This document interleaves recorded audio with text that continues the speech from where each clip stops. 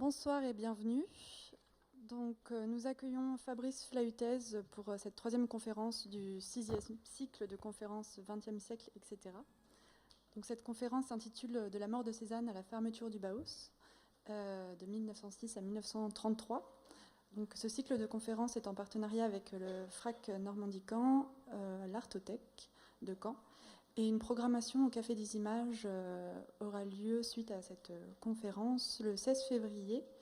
C'est un documentaire, et j'ai oublié le nom, documentaire de Daniel Huillet et de Jean-Marie Straub, au Café des Images à Hérouville, le jeudi 16 février à 20h30. Je vous laisse avec Fabrice Flautez et on aura l'occasion après de rediscuter et d'échanger sur sa conférence. Voilà, je vous remercie. Juste pour précision, je pensais avoir un retour pour Cherbourg en fait sur cet ordinateur, mais non, c'est pas. Je crois qu'il arrive. Il y a un problème technique. D'accord. Bon, donc merci en tout cas de m'accueillir aujourd'hui à Caen, que je connais peu. Je connais essentiellement Caen pour le travail que j'ai mené à l'IMEC, qui est aussi une institution très intéressante dans les environs de Caen, et donc je suis ravi de venir participer à ce cycle de conférences. Comme vous le savez, par le petit dépliant, en fait, je vais essentiellement aborder l'entre-deux-guerres, c'est-à-dire en fait du début du XXe siècle jusqu'à la Seconde Guerre mondiale, en traversant avec souvent de grandes ellipses, puisque nous n'avons qu'une heure et demie ensemble, des problèmes, des problématiques qui interrogent en fait l'histoire du goût et puis la transformation des images au XXe siècle. Et donc aujourd'hui, on commence cette séance avec un parcours qui va donc de la mort de Cézanne en 1906 jusqu'à la fermeture du Bauhaus en 1933. Donc, le titre est un peu, déceptif ou négatif, disons, mais vous allez voir qu'on va voir des choses magnifiques qui va peut-être nuancer le côté négatif de ce titre de la mort de Cézanne à la fermeture du Bauhaus. Alors, je commence, bien sûr. Ok, le micro ne marche pas.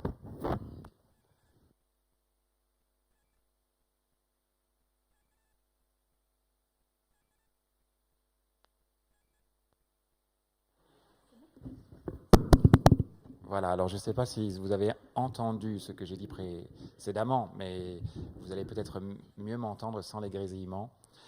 Je vous montre, pour commencer, bien sûr, un tableau de Cézanne, de Paul Cézanne, qui est un tableau qui s'intitule « Pommes, pêche et poire » en 1879. Et j'ai décidé de commencer par cette figure très importante de la fin du XIXe siècle pour simplement vous expliquer que Cézanne est intéressant non pas finalement pour le XIXe siècle, comme on aurait pu le croire, puisqu'il décède en 1906, mais c'est surtout un artiste qui nous intéresse parce qu'il est la pierre angulaire de tout ce qui va se passer par la suite au XXe siècle. Et c'est essentiellement les artistes du XXe qui vont, en revisitant l'œuvre de Cézanne, vont la réinterroger et puis surtout vont infléchir le contenu de ces images vers tout à fait autre chose et vont lui donner son sens véritable. Et donc, partir de Cézanne pour ouvrir le XXe siècle, c'est finalement essayer de comprendre ce que cette peinture a bien voulu nous apporter à nous qui sommes donc des gens du XXe siècle. C'est une peinture, comme vous le savez, qui est très souvent, en tout cas à l'époque, considérée comme de la non-peinture, comme une peinture qui n'est pas intéressante, puisque la réception de Cézanne au XIXe siècle est une réception qui est très négative. On a même ouvert le salon des refusés pour exposer ces gens-là, parce que tout simplement, c'était des images qui étaient fabriquées qui ne correspondaient pas à l'histoire du goût de la fin du XIXe siècle. Pour quelles raisons ces images ne correspondaient pas à l'histoire du goût? Parce que c'était des images, bien qu'on les trouve belles aujourd'hui ou intéressantes, c'était des images en fait qui n'avaient pas de sujet. C'était des images qui ne rencontraient aucun intérêt de la part des contemporains de la fin du XIXe siècle parce que tout simplement, c'était des images qui ne racontaient rien. Et dans toute la tradition picturale, depuis la Renaissance, vous savez que les images sont indexées, sont accrochées en fait à une narration. Elles sous-tendent en fait une histoire que l'on raconte grâce justement à l'iconographie, grâce à tout un tas de choses. Et avec le milieu du 19e siècle, et notamment avec ce type de proposition, on avait des images qui étaient essentiellement des formes. Bien sûr, ici, on voit des fruits sur une assiette et sur une table, etc. Mais ces images-là n'avaient pas de sujet au sens qu'elles ne racontent rien d'autre que ce qu'elles sont. Et donc, par là même, c'était des images qui ne pouvaient pas rencontrer l'histoire du goût à cette époque-là, et c'est des images qui étaient considérées comme non acceptables, en tout cas pour l'histoire de l'art. Et donc, ça posait problème. Donc, vous le savez, que ce soit Van Gogh, que ce soit Gauguin, que ce soit Cézanne et les autres, ce sont des artistes qui ont eu beaucoup de mal à leur époque, en fait, pour exposer, puis pour trouver tout simplement leur public, pour trouver leur marché aussi, pour trouver leur place, finalement, dans une époque où les images étaient tout à fait autres du point de vue interne, du point de vue de leur vocation à raconter une histoire. Et pour ce qui nous concerne, le XXe, il y a une chose tout à fait déterminante qui va un peu sauver la mise, si on peut dire.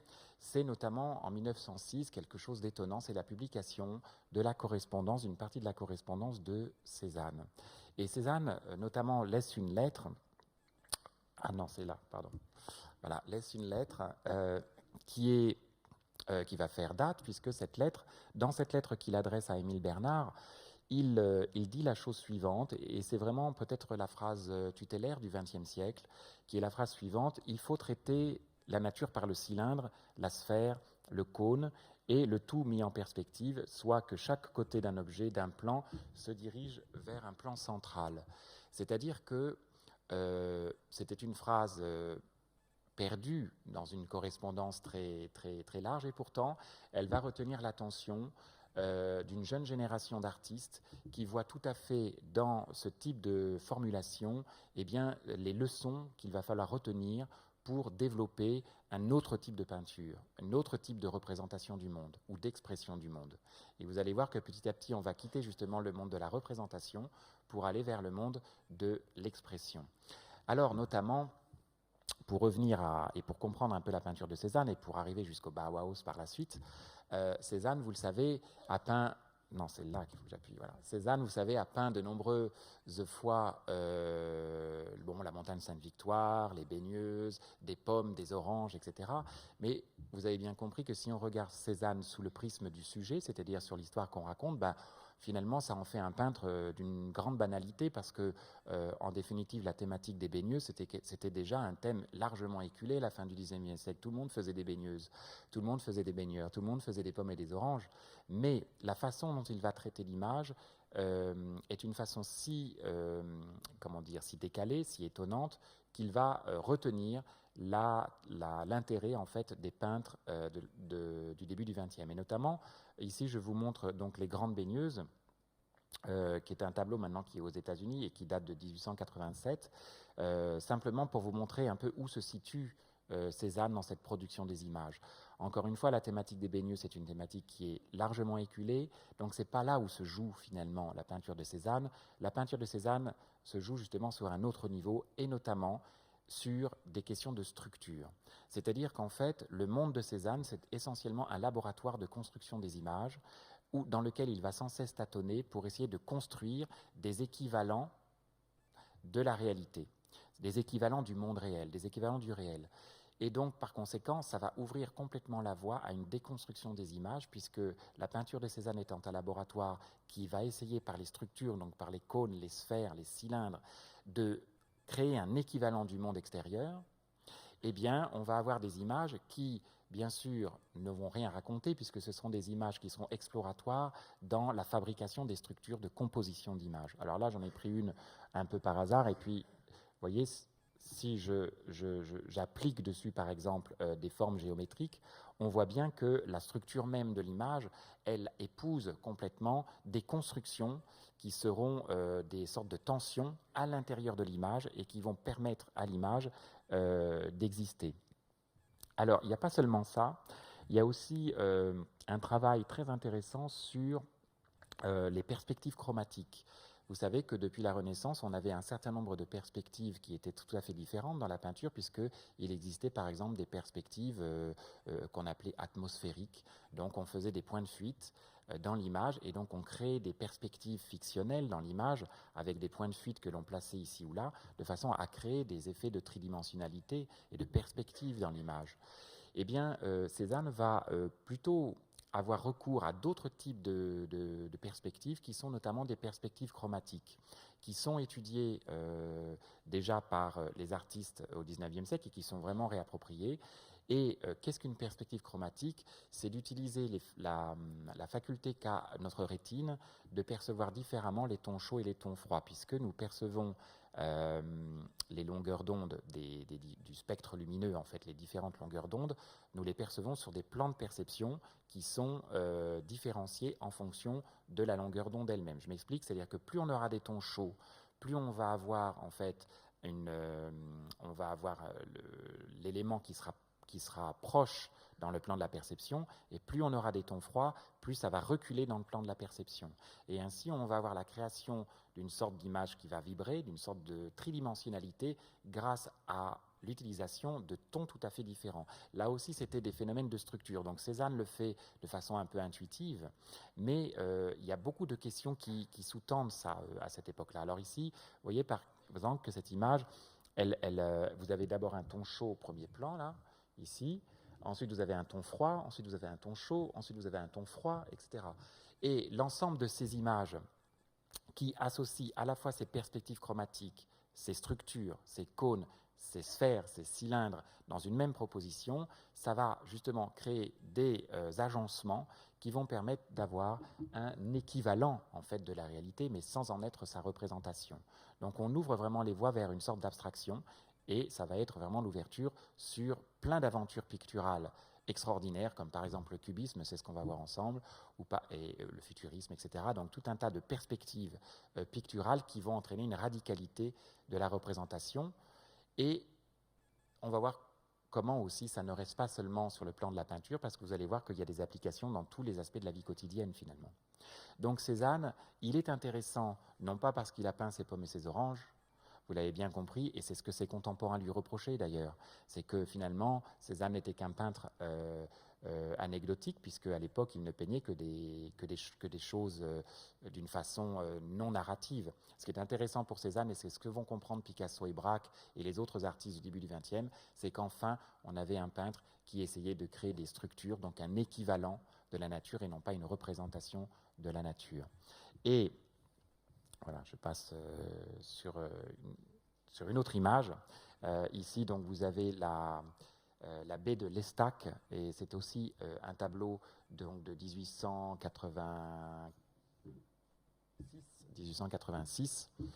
Et là, on voit bien que déjà se profile à l'horizon cette histoire que l'on va voir ensemble, c'est-à-dire cette histoire du cubisme, et comprendre comment le cubisme a pu lui-même germer dans la tête des artistes au début du XXe siècle, parce que non seulement il y avait eu la correspondance de publier, comment faire pour exprimer cette nature à partir de formes géométriques simples, c'est-à-dire en fait à partir de signes conventionnels abstraits, de structures qui vont pouvoir être beaucoup plus efficaces pour exprimer en fait une réalité complexe.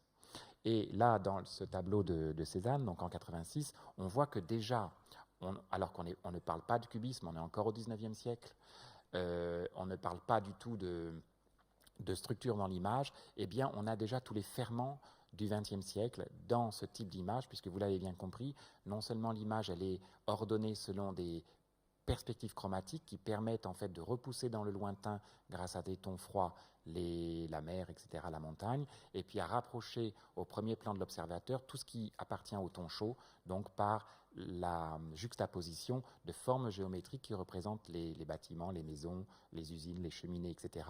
Donc il y a un agencement particulier en fonction des couleurs et en fonction des lignes et des structures pour créer un équivalent de paysage. Et bien sûr, aujourd'hui, nous sommes en 2017, je raconte une histoire depuis 2017, donc c'est assez facile, mais à l'époque, quand même, intuitivement, Braque et Picasso vont voir ici des liens avec leur propre questionnement. Et quel était justement leur questionnement? C'est un questionnement autour de la constitution d'images qui soient des équivalents de la réalité. Et ici, vous l'avez reconnu, c'est Les Demoiselles d'Avignon de Picasso, de Pablo Picasso, en 1906. Vous l'avez compris, de la même manière que Cézanne, c'est pas tellement les demoiselles qui sont intéressantes, puisque en fait c'est un tableau qui ne raconte rien. Il n'y a pas de trame narrative dans Les Demoiselles d'Avignon, et d'ailleurs le titre Les Demoiselles d'Avignon n'est pas le titre original, tel qu'il avait été formulé par Picasso à ses débuts. C'est un tableau qui est d'une grande radicalité pour l'époque, et qui sera d'ailleurs très peu vu en fait avant qu'il ne soit acheté par Jacques Doucet.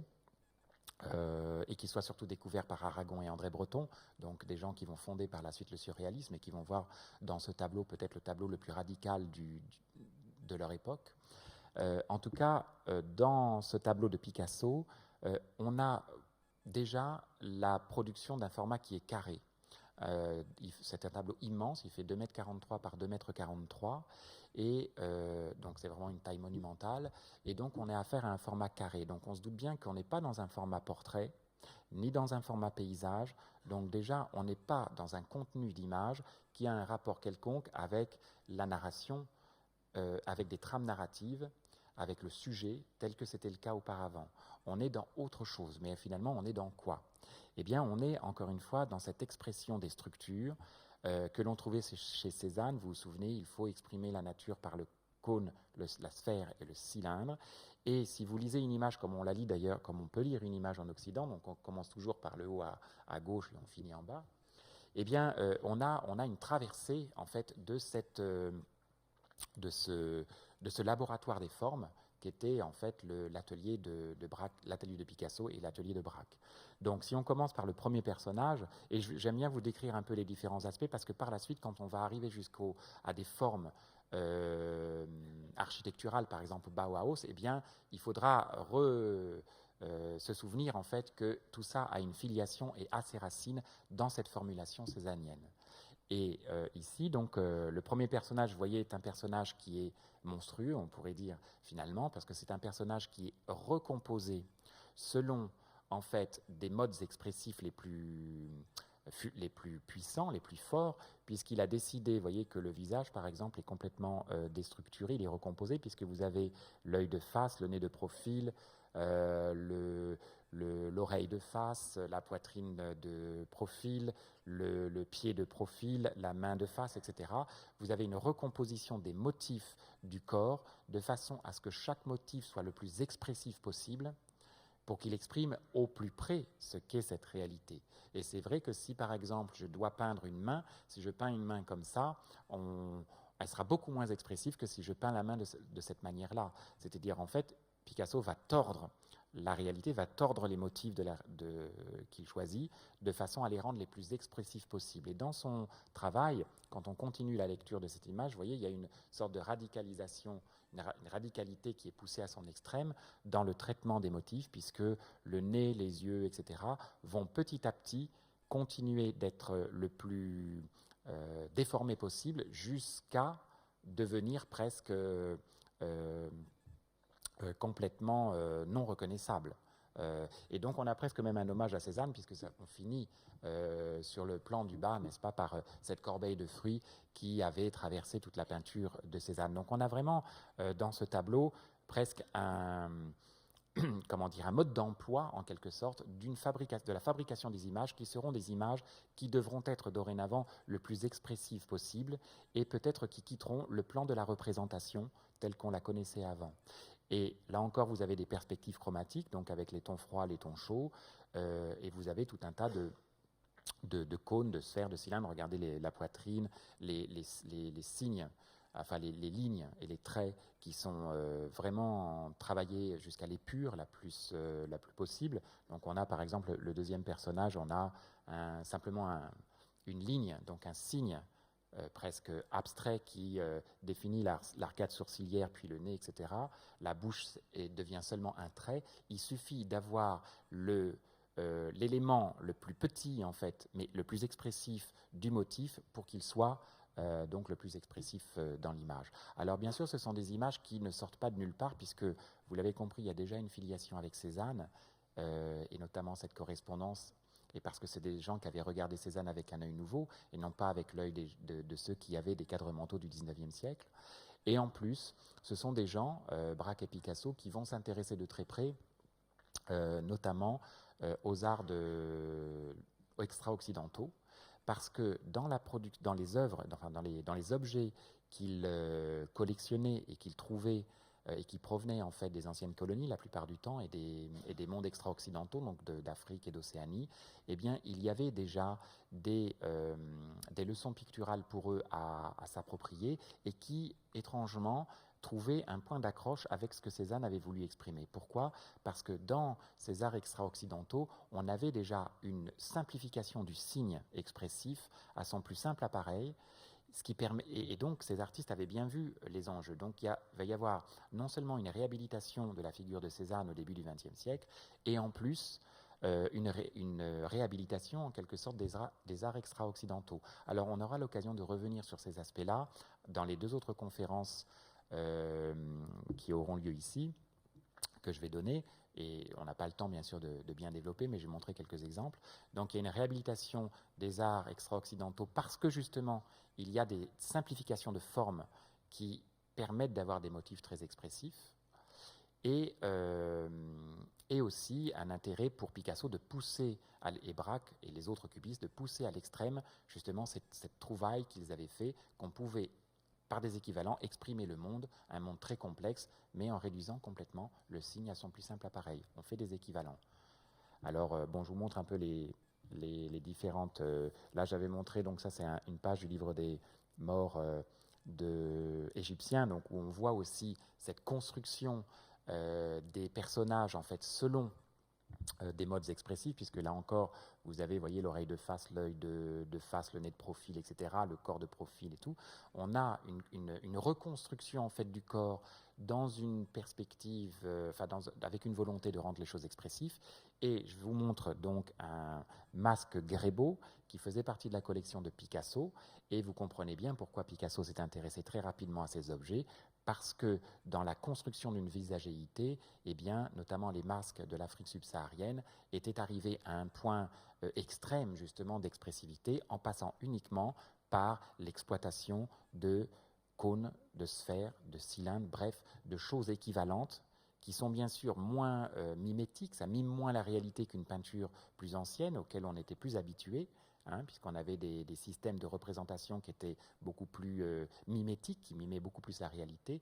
Ici, on est plus dans des constructions de visages, de visagéité, mais qui passent par des signes géométriques, simples, et donc avec une sorte de fulgurance. Et ça, Picasso avait vu, c'est pour ça que Picasso, Braque et les autres, pas seulement les cubistes, avaient vu vraiment dans ces objets-là des leçons à retenir pour construire des images qui expriment cette complexité. Là, je vous montre une autre. Celle-là est très belle, c'est une sculpture donc Bidjogo, mais qui se trouve au musée du Quai Branly maintenant. Et par exemple, vous voyez que le corps lui-même est composé de formes quasi géométriques.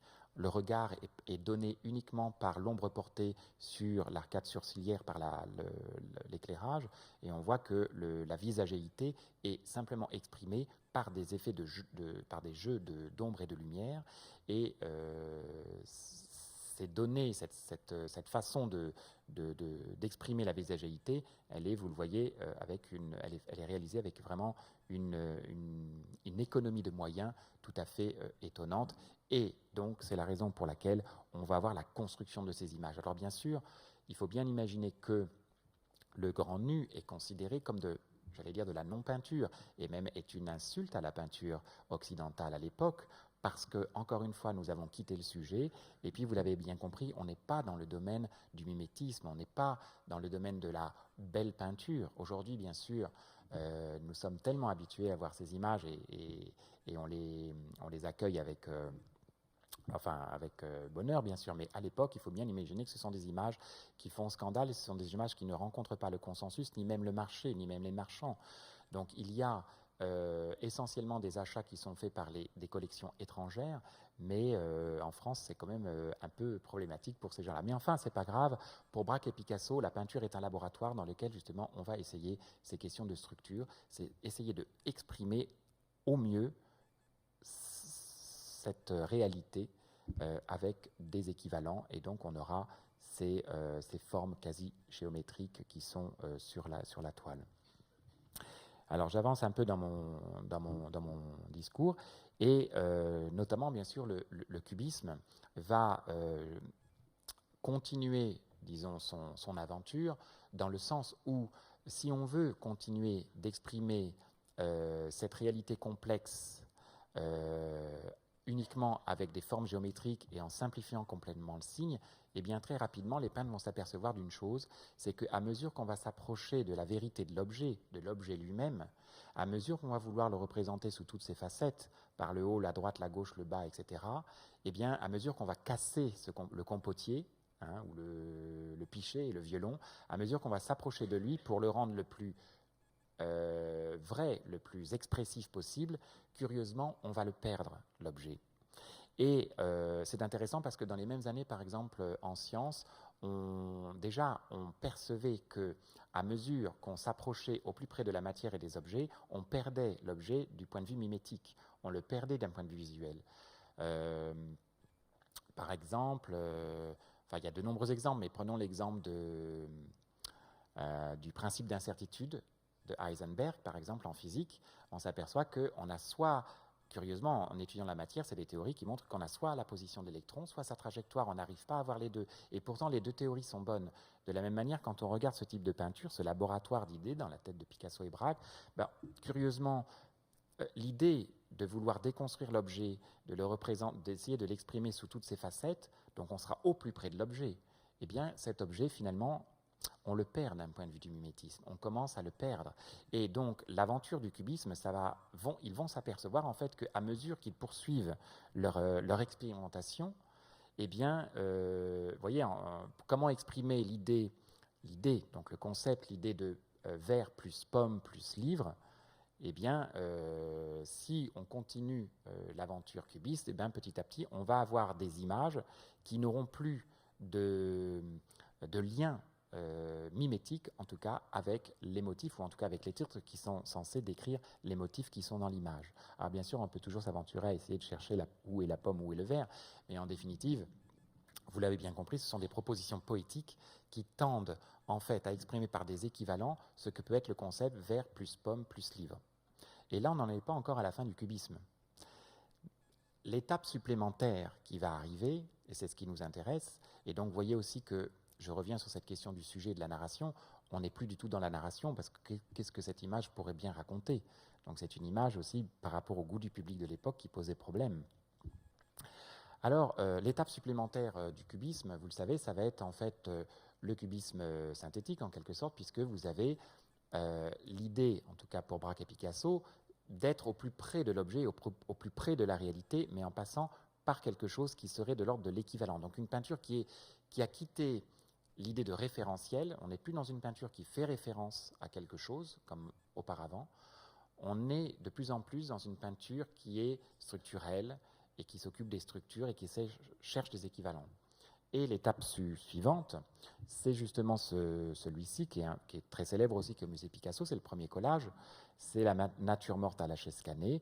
Eh bien, l'étape supplémentaire, ça va être de faire rentrer le réel lui-même dans la représentation, donc par le collage, vous voyez, donc c'est une forme. Là encore, c'est une forme qui n'est ni portrait ni paysage, n'est-ce pas? Il y a la corde autour, il y a le JOU qui exprime cette idée peut-être du journal. Vous avez le canage en fait de la chaise qui est reproduit sur un papier peint qui est collé sur la peinture, et puis vous avez de la peinture, etc. Et imaginez un instant, comment exprimer quelque chose d'aussi complexe que je suis au café, je lis mon journal, je bois un bon café et je commande un thé, je regarde les passants, je suis à Saint-Germain-des-Prés. Admettons, comment exprimer cette réalité très complexe-là par la peinture? Eh bien, ces artistes-là ont pensé dans leur laboratoire que le seul moyen de pouvoir y arriver, d'un point de vue conceptuel, c'était justement de passer par la déconstruction complète de la mimésis, qu'on appelait la mimésis, pour arriver en fait à des formes géométriques simples qui s'emboîtent les unes les autres. Alors bien sûr, on est dans quelque chose d'exploratoire, mais en tout cas, c'est le début d'une aventure picturale qui pourra plus, qui aura du mal à revenir en arrière en tout cas, parce que on était arrivé à un point, en tout cas pour les cubistes. C'est pour ça que très, très rapidement ça va s'arrêter après 1914. Et d'ailleurs Picasso ne continuera pas parce qu'ils sont arrivés un peu presque à une impasse, parce qu'au-delà du cubisme synthétique, c'est compliqué. Hein. Ils avaient déjà cassé complètement le pichet, le compotier, il l'avait recollé, recomposé, montré sous toutes ses faces, exprimé sous toutes ses faces, et après, c'était compliqué. Et d'ailleurs, nous allons quitter maintenant le cubisme pour aller en fait faire un petit voyage en Italie, parce que l'ensemble de ces explorations, de ce laboratoire d'idées et de formes, bien sûr, est répandu dans le monde entier grâce à des revues. Parce que les revues qu'on appelait les revues d'avant-garde, les revues d'art, en fait, sont distribuées dans le monde entier, et partout en Europe et dans le monde, les gens qui s'intéressaient à l'art ou les artistes, eh bien sûr, sont au fait des dernières, pas des dernières trouvailles, mais enfin des dernières avancées en matière d'expression plastique, et bien sûr, ils suivent de très près les développements de la peinture cubiste, parce que on avait vraiment une radicalité poussée à son extrême, mais en même temps, on avait des solutions qui étaient tout à fait innovantes. Et on fait un petit voyage donc en Italie, et notamment en passant par les futuristes. Alors, sans doute, vous connaissez peut-être un peu les futuristes. Les futuristes, c'est un groupe de jeunes artistes aussi qui sont très au fait de ce qui se passe à Paris.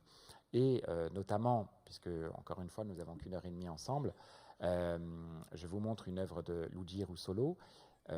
C'est un groupe donc d'artistes qui vont reprendre pour eux toutes les inventions des cubistes, c'est-à-dire en fait cette construction d'équivalents, hein, avec des formes géométriques, et en même temps vont y adjoindre autre chose, c'est-à-dire en fait la notion de mouvement, la notion d'énergie, la notion de vitesse. Comment exprimer ce monde en fait contemporain qui est le leur, qui est en pleine mutation, puisqu'il y a le développement de l'aviation, des trains, etc. Enfin, le début du XXe est vraiment une transformation très importante en fait du quotidien par la technique. Eh bien, les peintres et les artistes cubistes, pas seulement les peintres, parce que d'ailleurs les futuristes vont s'exprimer dans tous les champs expressifs, mais enfin moi je montre la peinture parce que c'est plus simple. Ils vont donc inventer un certain nombre de signes conventionnels abstraits, donc des petits signes qui vont permettre de donner à l'image un contenu inattendu. Donc c'est des gens qui inventent des signes plastiques. Qu'est-ce qu'un signe plastique? En fait, des formes, des signes qui vont permettre en fait de donner à cet objet eh bien, ce qu'on veut qu'il exprime, cet objet.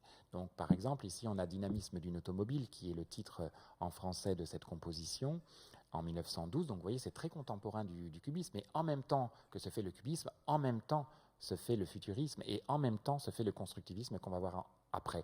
Toutes ces formes, tous ces groupes, en fait, toutes ces sensibilités artistiques s'écoutent, se lisent, se tiennent au courant, et on a vraiment l'émergence d'une radicalité, ce qu'on va appeler donc les avant-gardes historiques, pratiquement de façon simultanée dans beaucoup de pays européens et de par le monde. Parce qu'on trouvera par exemple un futurisme aussi au Mexique qui porte un autre nom. Donc il y aura vraiment des sensibilités qui vont poindre et naître un peu partout dans le monde et qui tiendront compte de ces avancées majeures. Donc ici, les signes conventionnels abstraits qui sont apportés notamment dans la représentation, ce sont des chevrons. Vous voyez par exemple, donc, dans ce sens-là, vous avez donc non seulement un traitement par des couleurs arbitraires, avec une perspective chromatique, ce qu'on avait vu donc chez Cézanne, c'est-à-dire en fait l'alternance de tons chauds et de tons froids qui permettent sur le plan de la représentation et au niveau rétinien de voir plus ou moins s'avancer les différents plans. Très bien. Vous avez cet objet donc, qui est la voiture, qui est un prétexte en définitive. Cette voiture, elle est traitée selon un mode, selon une touche picturale qui renvoie effectivement au travail cubiste, puisque vous avez donc différents emboîtements, différents plans, comme si on avait finalement des volumes sphères, des cônes, hein, comme on trouvait aussi chez Cézanne. Et puis, la chose nouvelle, c'est que vous avez des signes qui viennent conférer en fait au mobile, qui est la voiture, eh bien, sa vitesse, son déplacement, sa trajectoire. Et vous voyez qu'on part d'un angle obtus jusqu'à un angle aigu, justement, pour, amplifier, donc pour rendre expressif, par ce signe abstrait, eh bien, le déplacement du mobile dans l'espace. Bon, c'est une proposition expérimentale qu'on a conservée aujourd'hui, parce que ces images, elles font du sens aujourd'hui, on comprend bien que le mobile va dans ce sens, parce qu'on est habitué effectivement à l'adjonction de ces signes conventionnels abstraits, et vous allez voir que parfois des signes meurent. Tous les signes ne marchent pas, il y a des signes qui conservent leur fulgurance dans le temps, et puis d'autres signes meurent. Il ne faut pas imaginer que c'est une fois pour toutes, une fois qu'on les a créés. Au contraire, les signes sont mortels. Alors, imaginons par exemple, en 5 minutes, comment faire pour exprimer une onde électromagnétique. Parce que ça, c'était des questions qui se posaient dans la tête de ces gens-là à l'époque. Sachant que on était au début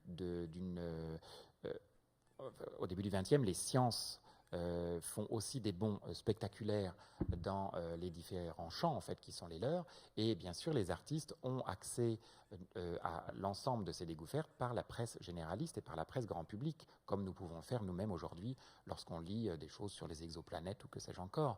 Donc de la même manière à l'époque, les artistes et notamment les futuristes vont essayer de se dire mais alors finalement comment faire pour exprimer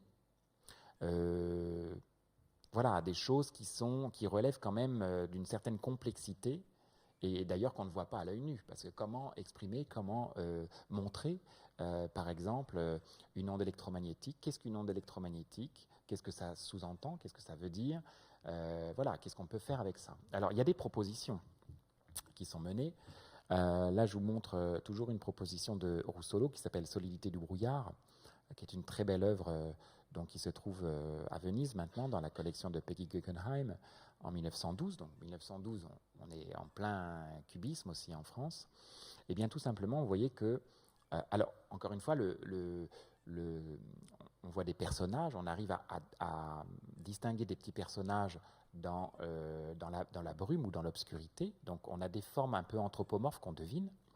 Et puis, vous avez bien compris que ce n'est pas là que ça se joue, l'image. Ce n'est pas dans les personnages eux-mêmes, bien que ce soit un format portrait, mais c'est dans l'expérience d'exprimer ces ondes électromagnétiques. Alors, vous avez donc la Lune, l'astre, n'est-ce pas, qui émet en fait une source lumineuse. C'est une source lumineuse. Et cette source lumineuse, qu'est-ce que la lumière? Mystère. Mais enfin, leur idée, c'est justement de l'exprimer, puisqu'on ne peut pas la représenter, la lumière, c'est de l'exprimer avec des signes qui relèvent qui sont des signes abstraits et qui vont ici être notamment des cercles concentriques qui partent de la source lumineuse et qui vont petit à petit se déplacer. Et ce qui est intéressant, c'est que cette onde lumineuse, cette onde électromagnétique, vous voyez, à mesure qu'elle rencontre les différents personnages, donc différents autres milieux, d'autres densités, eh bien, vous voyez qu'elle se déforme, et elle se déforme de façon importante parce que, effectivement, cette onde rencontre des milieux de densité différentes. Donc, c'est fait en partie intuitivement et en partie en 1912 en essayant d'interpréter aussi les théories scientifiques qui traversent la littérature populaire et puis la presse. Et ça, c'est très intéressant parce qu'il va y avoir une quantité très importante de signes qu'on va récupérer, nous, jusqu'à aujourd'hui. Hein. Ça veut dire quoi? Ça veut dire que non seulement on va se servir de ces signes pour exprimer des choses complexes qu'on n'aurait pas vues à l'œil nu, et puis on va se servir aussi des couleurs, on va se servir des formes. Donc, l'ensemble de ces choses que finalement Cézanne avait mis dans sa peinture de façon presque inconsciente ou presque intuitive, c'était sa manière de peindre, eh bien, vous avez bien compris que les artistes du XXe reprennent ça et travaillent cette matière-là pour en faire autre chose. Alors, je vous montre un exemple, parce que j'aime bien toujours faire des sauts un peu dans notre monde contemporain. Et là, j'ai pris une petite vignette dans une bande dessinée de science-fiction.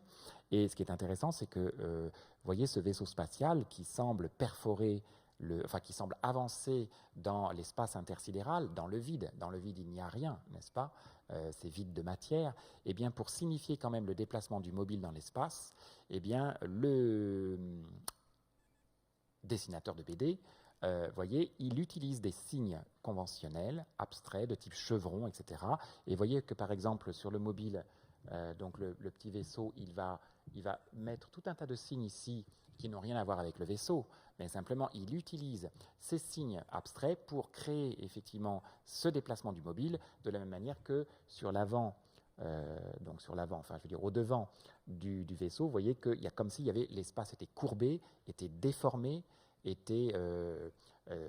déformé pour signifier que le mobile avance, et puis ensuite vous avez des lignes horizontales qui suggèrent effectivement cette immobilité de l'espace intersidéral où il n'y a rien. Donc, utilisation de signes pour donner en fait son contenu au mobile. Ça, c'est passionnant parce que c'est ce qu'avaient fait justement tous ces artistes au début du siècle, et notamment les futuristes, qui vont intégrer complètement les leçons du cubisme, dépasser ces leçons-là pour intégrer la notion de vitesse, d'énergie, de déplacement, etc., dans les images. Et vous allez me dire, oui, mais est-ce la seule manière? Non, il faut savoir que l'expression même du déplacement, de la vitesse, etc., ce sont des notions qui sont culturelles. Donc les signes, il faut bien imaginer que les signes que l'on utilise en Occident ne sont pas spécifiquement les signes qu'on va utiliser ailleurs. Et donc ça c'est intéressant puisque vous avez donc une régionalisation des signes en fonction de la façon dont nous produisons les images et dont nous les regardons. Donc je vous ai mis un petit exemple, notamment de différentes manières de représenter le mouvement. Alors bon, c'est un peu sommaire, mais enfin c'est juste pour expliquer. Par exemple, dans ceux qui s'intéressent au manga, qui sont des BD qui sont produites plutôt en Extrême-Orient, donc au Japon, vous avez donc les signes abstraits qui sont utilisés pour représenter le mouvement sont intégrés au décor et le mobile lui-même est sur le premier plan. Alors que par exemple, dans d'autres univers, on va mêler soit les deux, soit les dissocier, parce que ici, par exemple, là-haut, vous avez une surenchère en fait du motif. Donc, on multiplie le motif n fois pour suggérer le déplacement et la vitesse. Il fallait quand même y penser, parce qu'aujourd'hui, ça nous paraît complètement évident. Mais il faut bien imaginer que des images où on reproduit n fois le même personnage dans une même proposition, en fait, ça crée quelque chose de séquentiel, en fait, qui se déploie dans le temps. Mais encore une fois, c'est conventionnel.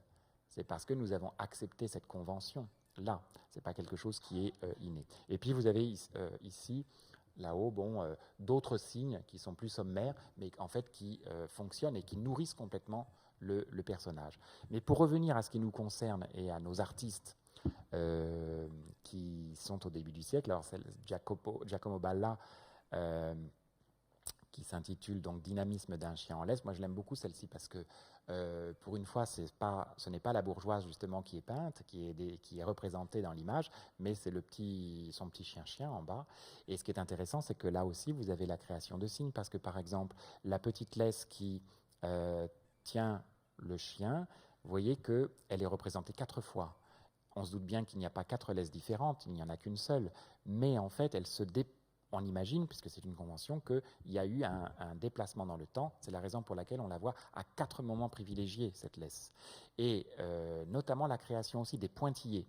Je ne sais pas si on le voit bien sur cette représentation, mais chaque maillon en fait, de chaque chaîne, de chaque morceau de chaîne, est relié par un pointillé, si on le voit quand même, bien, est relié par un pointillé qui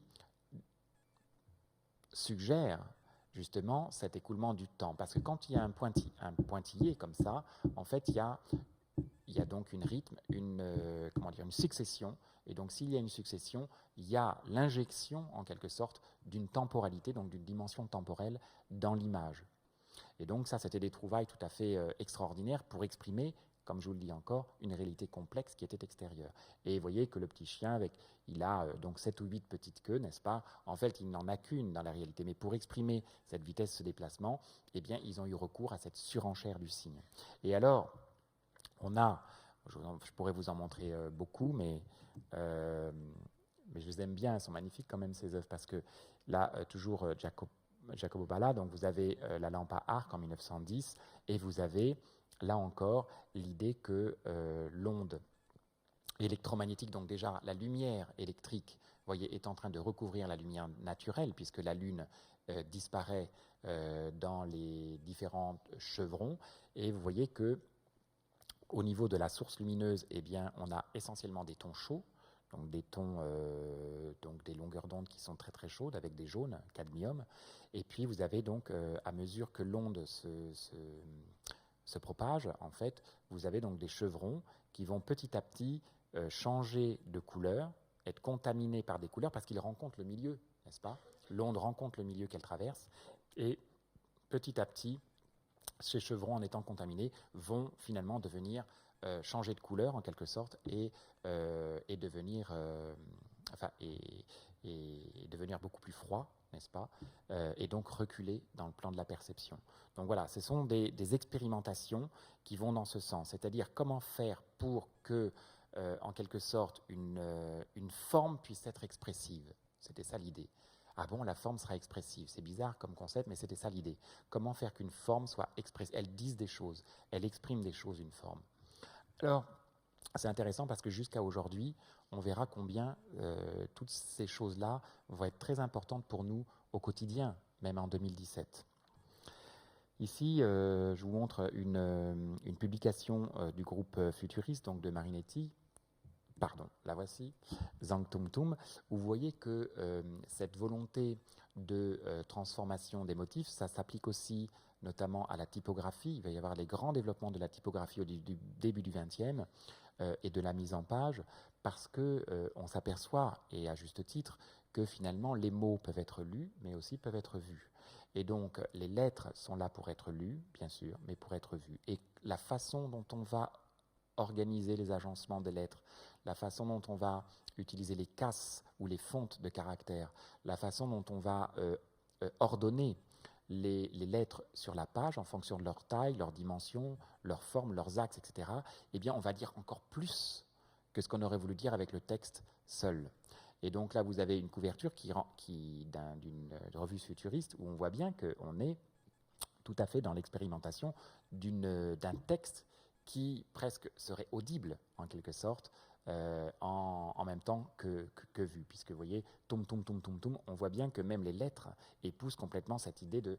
Alors, les paroles, vous voyez, paroles en liberté, les mots en liberté, il y a cette idée que les mots eux-mêmes vont pouvoir, grâce à leur forme, exprimer plus que ce qu'ils ont à dire lorsqu'on les lit dans un texte normal.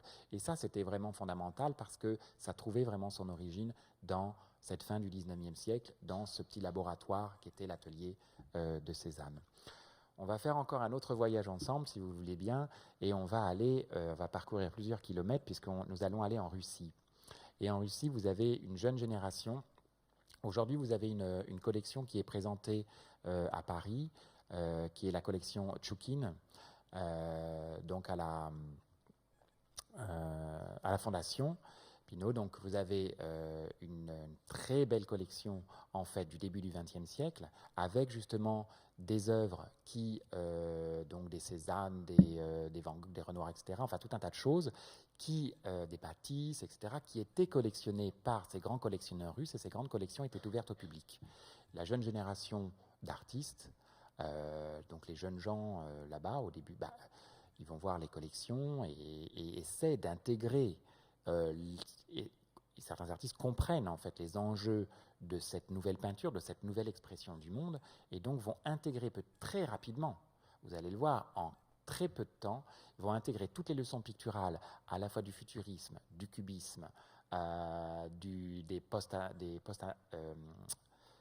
néo-impressionnismes, etc., et vont complètement faire la synthèse de toutes ces leçons picturales, et on va avoir la naissance, et là je vais assez vite, parce qu'on n'a pas de temps, mais la synthèse complète de ces formulations. Alors ici, vous avez notamment un tableau de Malevich en 1912. J'ai pris expressément des tableaux qui sont contemporains les uns les autres, à quelques mois près, pour vous montrer combien les choses vont très très vite. Et notamment ici, vous avez le rémouleur. Donc c'était ça n'existe plus, mais enfin c'était un personnage qui traversait les villes et puis qui permettait d'aiguiser les couteaux sur une meule. Le rémouleur, donc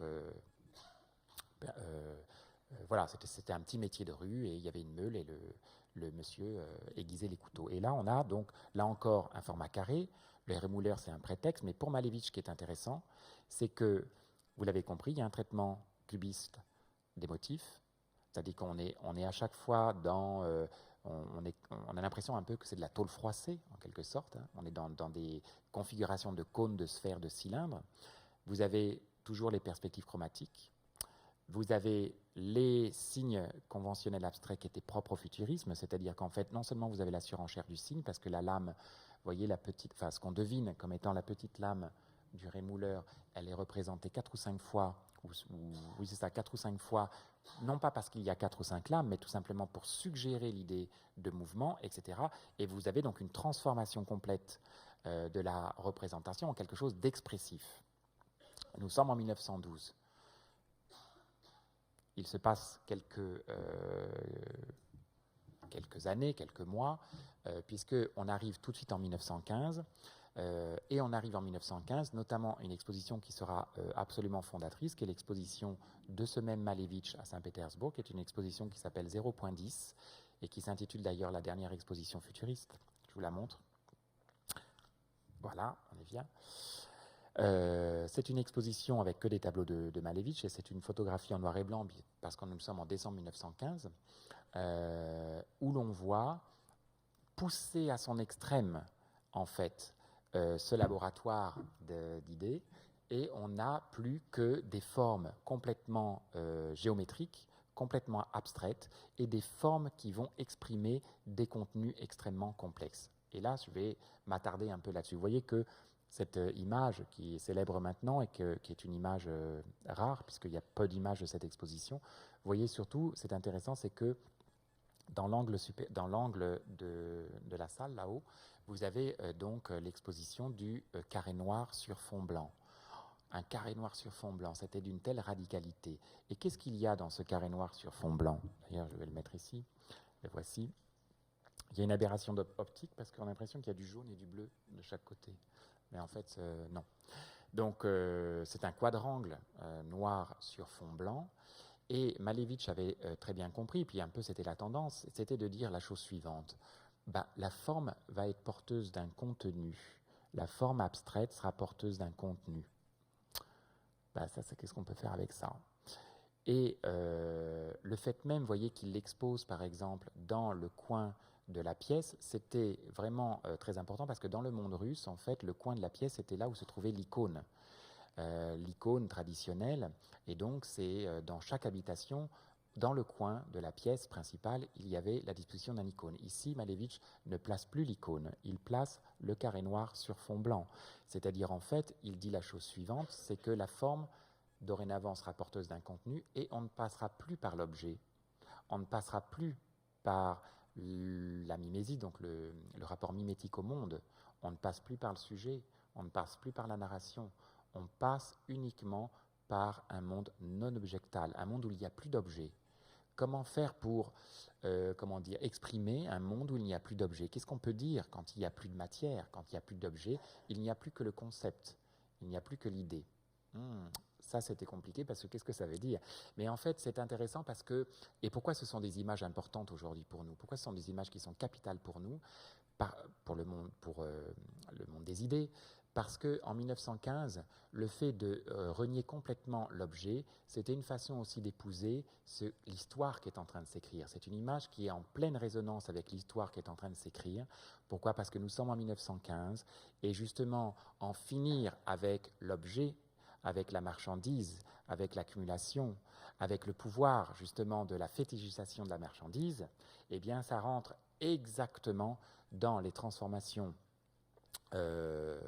sociétales qui ont lieu dans le monde russe, puisque comme vous le savez, ce sont quelques mois plus tard, il y aura donc la révolution d'octobre 1917 qui se pensera justement comme étant une révolution qui va succéder à la Révolution française, justement pour arriver vers une société sans classe, où justement l'objet, la marchandise, etc. ne sont plus des critères à retenir, en tout cas comme ça l'était auparavant.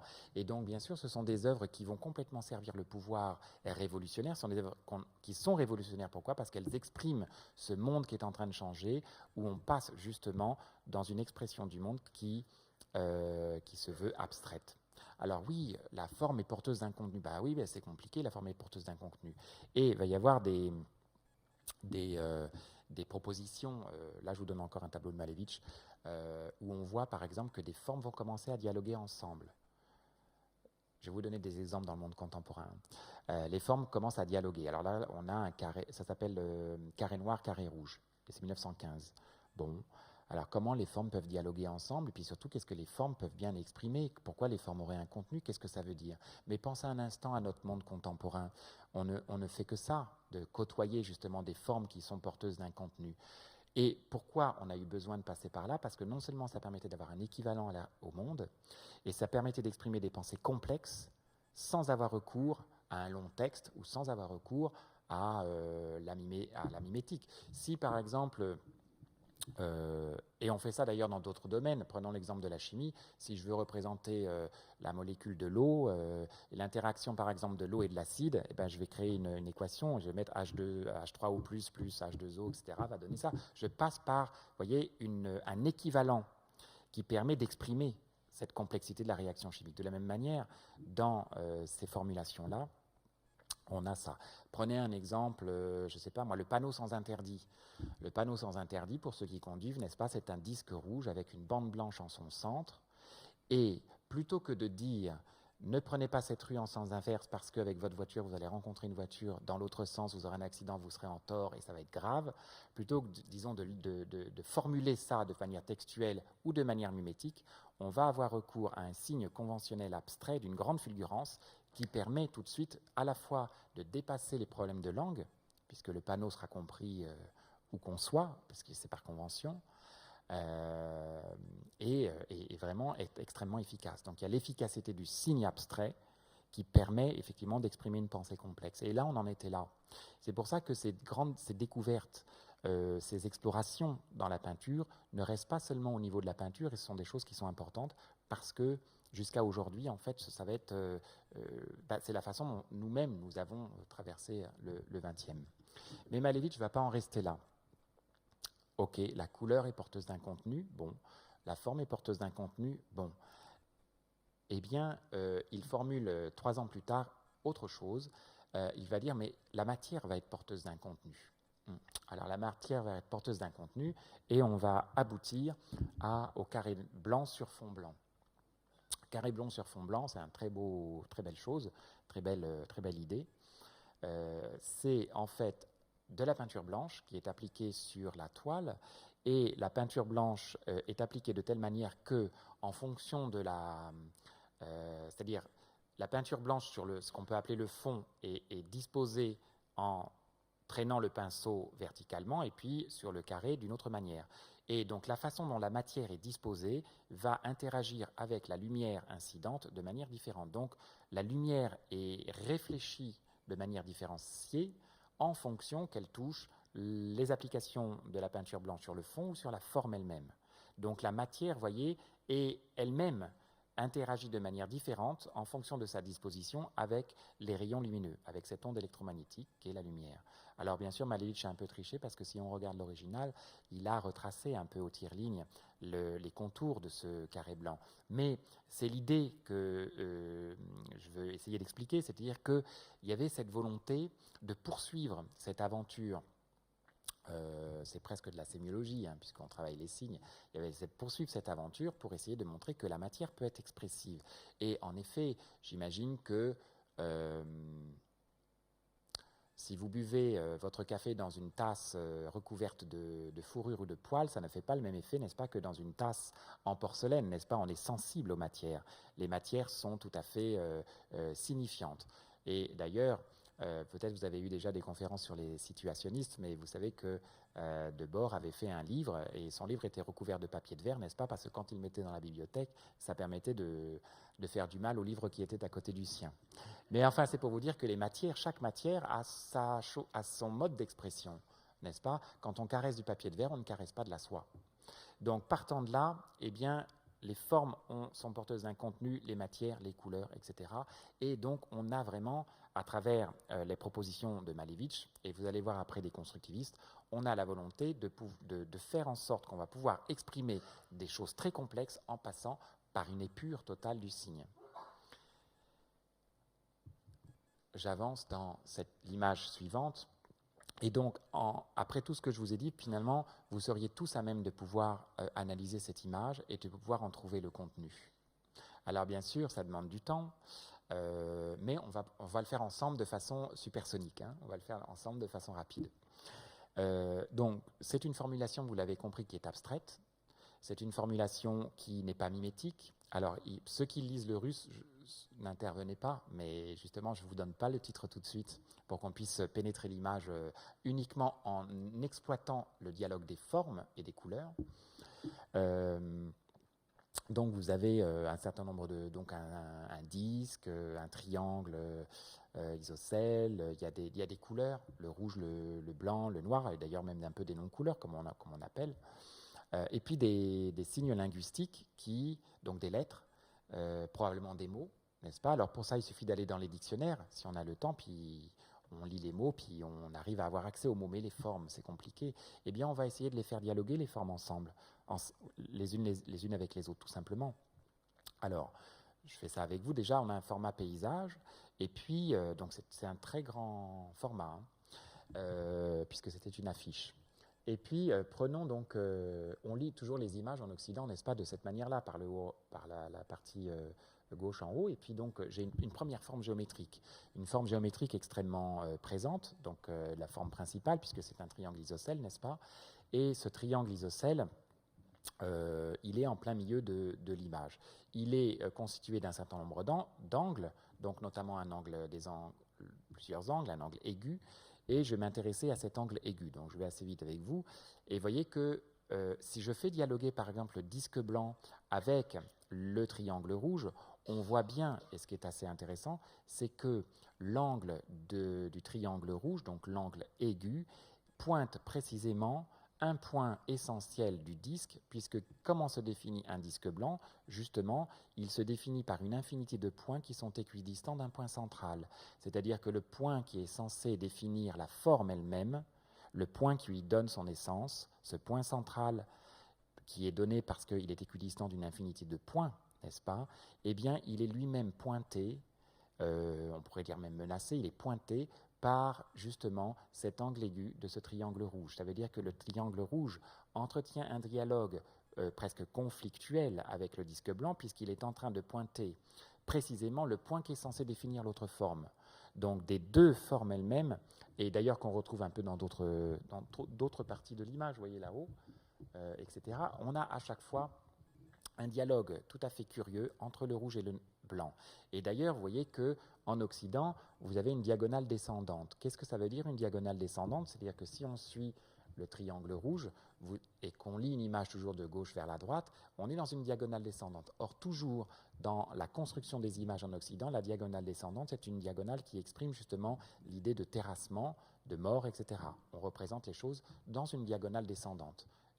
Si on utilise une diagonale ascendante, n'est-ce pas, on est, je ne sais pas moi, l'ascension de la Vierge est représentée dans une diagonale ascendante, parce que la Vierge ne meurt pas, elle va au paradis. Elle a cette chance, donc elle est représentée toujours dans une diagonale ascendante. Ici, on est dans une diagonale descendante. Donc non seulement on a une menace en fait du seul point qui est censé définir la forme blanche, dans une construction liée avec des diagonales descendantes, donc on a vraiment une histoire de conflit et de terrassement en quelque sorte de la forme blanche par la forme rouge. Le triangle rouge, et d'ailleurs en russe, sans doute vous le savez, mais le rouge, krasny, c'est beau et c'est rouge en même temps. Donc le concept de beau, n'est-ce pas, est lié aussi par le même mot au mot rouge, donc, ce qui est tout à fait intéressant. Et on est en 1919, et donc ces gens-là avaient, bien sûr c'est une utopie, mais enfin, dans leur proposition, avaient voulu comment exprimer à des populations finalement qui ne pouvaient pas lire, qui n'avaient pas accès au texte, comment exprimer justement cette cette complexité du communisme de guerre, puisqu'on est en 1919, et il y a des velléités à avoir des ingérences étrangères pour établir les armées tsaristes, donc les armées blanches, eh bien, l'armée rouge qui a fait la révolution va produire ce type d'image, justement, en montrant comment les rouges vont pouvoir battre les blancs, n'est-ce pas? Et ça passera par des signes conventionnels abstraits. D'ailleurs, l'image s'appelle « battre les blancs avec les rouges », n'est-ce pas? Et ça passera par des dialogues de forme. Des dialogues de forme qui sont donc des formes géométriques qui seront directement perçues, comprises par tout un chacun dans le monde russe et à cette époque-là. Alors il va y avoir une quantité d'affiches absolument extraordinaires, des publicités, etc. On est dans l'émergence de ce type de propositions. J'avance parce que je voudrais arriver au Bauhaus et puis le temps passe beaucoup. Et là je vous montre, pour que vous compreniez bien aussi donc, cette idée que forme, couleur, matière est porteuse d'un contenu. Et ici, vous avez un monument à la Troisième Internationale en 1920. Peut-être vous connaissez cette image de Tatlin, qui est très intéressante parce que le projet n'a jamais été fait. Mais la Troisième Internationale, c'était en fait la réunion de tous les partis communistes du monde pour débattre, tout simplement, pour que les gens puissent débattre. Et puis, à partir des débats, etc., faire remonter l'information pour qu'elle puisse se ventiler auprès de toutes les populations, donc pour faire avancer en quelque sorte la révolution, puisque la révolution n'a de sens que si elle est en marche. Comment exprimer cette complexité? Tatlin propose un monument qui a la forme, voyez, d'un pas de vis, puisque qui dit pas de vis, en fait, comme si on perforait, n'est-ce pas, l'espace. C'est un monument qui devait être plus haut que la tour Eiffel, d'ailleurs, plus de 300 mètres de haut, et il choisit comme matière l'acier inoxydable. Bon, pourquoi l'acier inoxydable? Parce que, encore une fois, pour coller avec cette idée que la révolution ne peut pas se scléroser, que la révolution ne peut pas s'altérer, on choisit un matériau qui en est l'expression la plus pure, c'est-à-dire qu'en fait l'acier inoxydable sera le matériau le plus à même pour pouvoir exprimer cette pérennité de la révolution. De la même manière qu'on utilise une forme qui exprime le mouvement, puisque la révolution ne saurait s'arrêter. Et d'ailleurs, le bâtiment, le premier étage en fait devait faire un tour complet en un an, 365 jours, le deuxième étage en un mois, le troisième étage en un jour. Donc là, en gros, le premier étage devait faire une révolution en un an, tournée, n'est-ce pas, etc., etc. Et vous aviez à l'intérieur des blocs vitrés, donc en verre. Pourquoi en verre, tout simplement? Parce que là encore, le matériau porteur d'un contenu, c'est-à-dire qu'en fait, le verre permet la transparence. On est dans une idée de glasnost, on est dans une idée de transparence. La révolution n'a rien à cacher. Et donc, au premier étage, vous aviez les gens qui se réunissaient. Ça faisait une révolution en un an. Au second étage, vous aviez donc les journalistes, etc., les gens qui reprennent, et les cadres du parti qui reprennent les informations. Et tout en haut, la radio qui va permettre de répandre les nouvelles qui viennent de la base, en fait, tout simplement. Donc, le monument lui-même est conçu comme un appareillage qui permet aux formes, aux couleurs, aux matières, etc., d'épouser au mieux ce concept de révolution. Donc on en était là. Et alors, pour des raisons complexes, je n'ai pas le temps de m'attarder, le monument n'a pas été construit. Vous avez des maquettes qui existent, mais en tout cas, voilà, on est dans l'idée. Après, il y aura, et je vais passer très vite là-dessus, vous voyez, des applications de ce que je vous ai dit en fait dans la publicité. Là, vous avez une publicité de Rodchenko en 1925 pour du chocolat, je crois. Et puis on a Lily Brick qui est en train de, comme si elle criait, n'est-ce pas? Mais pour accompagner son cri, eh bien les lettres, vous voyez, épousent à la fois une forme, une couleur, etc., pour être le plus efficient, le plus efficace possible. Et d'ailleurs, si vous avez des problèmes de toux, n'est-ce pas? J'ai photographié ça dans la pharmacie. On voit bien que ce sont des formes qui ont quand même été non seulement étudiées, mais qui ont une permanence quand même. Hein, alors, je dirais que c'est même assez scolaire, parce que vous voyez que pour exprimer cette toux sèche qui fait mal à la gorge, il y a l'utilisation du barbelé, il fait que la toux, donc le mot, se grandit, etc. Bon, il y a des connexions avec notre monde d'aujourd'hui sur ce qui s'était passé dans ces studios, dans ces ateliers du début de siècle. Et j'arrive maintenant au Bauhaus, donc on refait un petit voyage ensemble jusqu'en Allemagne, puisqu'il y a eu la Révolution. On n'a pas le temps de développer ce qui s'est passé après la Révolution, mais vous le savez, il y a eu une sorte de sclérose, disons, de la Révolution après la mort de Lénine, et puis beaucoup d'acteurs en fait du constructivisme russe et du suprématisme, qui sont des termes en fait qui sont liés au groupe eux-mêmes, beaucoup de gens vont aussi partir et vont se retrouver en Allemagne, mêlés avec les artistes, la jeune génération des artistes en Allemagne. Et il y a la création d'une école tout à fait intéressante, qui est l'école du Bauhaus, qui est en fait fondée donc, en 1919 et qui fermera ses portes en 1933, puisque l'accession au pouvoir de Hitler, en fait, ne permettra pas la poursuite des expérimentations au sein du Bauhaus, puisqu'on va leur reprocher tout un tas de choses, vous allez voir ensemble. Mais enfin, ce qui est intéressant, c'est que alors les principaux, il y a un certain nombre d'acteurs tout à fait importants du Bauhaus. Ici, je vous ai mis la photo de Fenninger, de Itten, de Gropius. J'aurais pu mettre la photographie d'Oskar Schlemmer aussi, puisque vous avez eu une exposition dernièrement. Vous avez des expositions sur le Bauhaus un peu partout, et je pense que c'était l'intérêt aussi d'en parler ce soir avec vous. Et vous allez me dire, oui, mais qu'est-ce que le Bauhaus a à voir avec ce dont on a parlé jusqu'à présent? Eh bien, tout simplement parce que nous sommes dans les années 20-30 cette fois-ci, et on a la fondation d'une école. Je vous montre un peu l'école donc ça, c'est le bâtiment de Dessau, à côté de Berlin. Et c'est justement une école qui a complètement intégré tout ce dont je vous ai parlé et qui va rompre les cloisons qui séparaient les différentes disciplines, puisque dans cette école, on aura à la fois de la danse, de la chorégraphie, de la peinture, de la sculpture, du design, la production d'objets, etc. Vous avez des cours de peinture aussi, de la photographie, enfin vous aurez un peu tous les champs, et tous les champs vont se mêler. Donc on est vraiment dans une école pluridisciplinaire, et à l'époque c'est tout à fait innovant. Et le bâtiment lui-même exprime, vous allez voir comment, le bâtiment lui-même, c'est un bâtiment qui a été construit par Walter Gropius, donc l'architecte, en 1926, et le bâtiment lui-même, dans sa structure, dans sa forme, dans ses matières, exprime au plus près ce dont on a parlé jusqu'à présent, c'est-à-dire en fait une sorte de langage, une sorte de discours de façade, n'est-ce pas, qui exprime au plus près à la fois cette pluridisciplinarité et en même temps cette efficience qui était propre au Bauhaus. Alors, je peux vous montrer un peu le bâtiment tel qu'il est aujourd'hui restauré.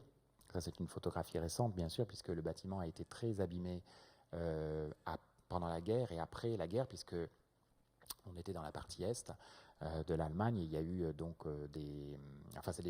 c'était un bâtiment qui était un peu à l'abandon, qui a été restauré il y a très peu de temps, dans les années 90. Donc aujourd'hui, vous pouvez le voir sous cet aspect, tel qu'il était à l'origine, mais pendant de très nombreuses années, il a été très largement affecté. Et justement, on va voir de quelle manière il a été endommagé et affecté, parce que ça en dit beaucoup sur la façon dont avaient été compris aussi les enjeux de ces productions-là. Mais ce qui nous intéresse, nous, donc le Bauhaus a déménagé dans plusieurs endroits, et là c'est le dernier bâtiment en 26 qui ouvre à Dessau, à côté de Berlin, et qui sera fermé quelques années plus tard, donc à la fin de 1932, début 1933, il sera définitivement fermé par le pouvoir qui se met en place en Allemagne, et la plupart des acteurs vont émigrer et vont partir. Beaucoup d'entre eux, notamment aux États-Unis, et d'ailleurs la forme de New York, telle que vous la connaissez aujourd'hui, est due en partie par l'intervention de ces émigrés en provenance du Bauhaus. Alors, je vous montre un peu, j'avais des images du bâtiment. Ce qui nous intéresse ici, c'est que vous voyez qu'il y a une épure des formes, comme ce qu'on avait auparavant. On a une transparence du bâtiment. Tiens, c'est étonnant quand même la transparence du bâtiment, parce que ça veut dire que dans le milieu extérieur, les passants, etc., pouvaient voir de la rue directement ce qui se passait dans les ateliers, puisqu'ici vous avez les ateliers avec les différents artistes. Pourquoi le choix de Dessau? Parce que ça permettait aussi de lier l'art et l'industrie, puisque autour de Dessau, vous aviez des grandes industries qui permettaient en fait de trouver une application aux formes et aux matières qui étaient produites au sein de l'école. Donc c'est un peu aussi intéressant parce qu'on a vraiment une adéquation entre le monde de l'industrie et donc la production de masse, curieusement, et puis les productions expérimentales qui avaient lieu dans l'école, donc les théières, les cafetières, les chaises, que sais-je encore. Et surtout, il y a vraiment l'intégration de tous les éléments qu'on a vus ensemble jusqu'à présent. C'est-à-dire, et on le voit aussi dans le bâtiment, donc transparence. C'est-à-dire que le monde extérieur et le monde intérieur peuvent cohabiter. De l'extérieur, on peut voir ce qui se passe à l'intérieur de l'atelier. Il n'y a pas du tout de séparation des deux. Et d'ailleurs, vous avez ici c'est très, très beau, vous avez une verrière en fait métallique qui ne touche pas les planchers. C'est-à-dire que chaque plancher est autonome et si vous approchez des fenêtres, n'est-ce pas, vous pouvez voir en fait les différents étages. Le tablier de verre n'est là uniquement que pour permettre à la lumière d'entrer et permettre aussi à ce qu'on voit ce qui se passe à l'intérieur et de l'extérieur qu'on puisse voir de l'intérieur, qu'on puisse voir ce qui se passe à l'extérieur. Donc c'est un tablier de verre qui ne touche pas même les différentes plateformes, les différents niveaux. Vous avez vu aussi qu'il y a le développement d'une police spécifique, qui est la police Bauhaus. Et puis, donc, vous avez les différents ateliers, etc. Et je vous montre un peu d'autres images. Ici, vous avez le bâtiment des étudiants, puisque les étudiants étaient logés à l'intérieur du Bauhaus. Et donc, vous avez donc un petit balcon et puis des chambres. Et d'ailleurs, pour ceux qui passeraient à côté de Berlin, vous savez qu'aujourd'hui, on peut louer une chambre dans les bâtiments des étudiants. Donc, vraiment, si vous avez l'occasion d'aller à Berlin et que vous avez un peu de temps, n'hésitez pas à réserver, c'est pas très cher, mais surtout ça vous permet d'être immergé dans un complexe architecturé qui est complètement dessiné par le Gropius en 1926. Les interrupteurs, qu'on ne peut pas voir bien sûr sur les photos, la façon dont sont ordonnés les espaces desservants, les couloirs, les douches, etc. Enfin, c'est vraiment très intéressant pour ça. Moi, je l'ai fait l'expérience et j'ai trouvé que on comprend bien aussi comment s'articulent les différents blocs, parce qu'on est dans des blocs, dans des cubes, des sphères, des cylindres. Encore une fois, on est dans le bloc des étudiants en connexion avec le bloc là où l'on mange, là où l'on dort, là où l'on travaille, etc. On est vraiment dans un complexe architecturé qui est de cet ordre-là.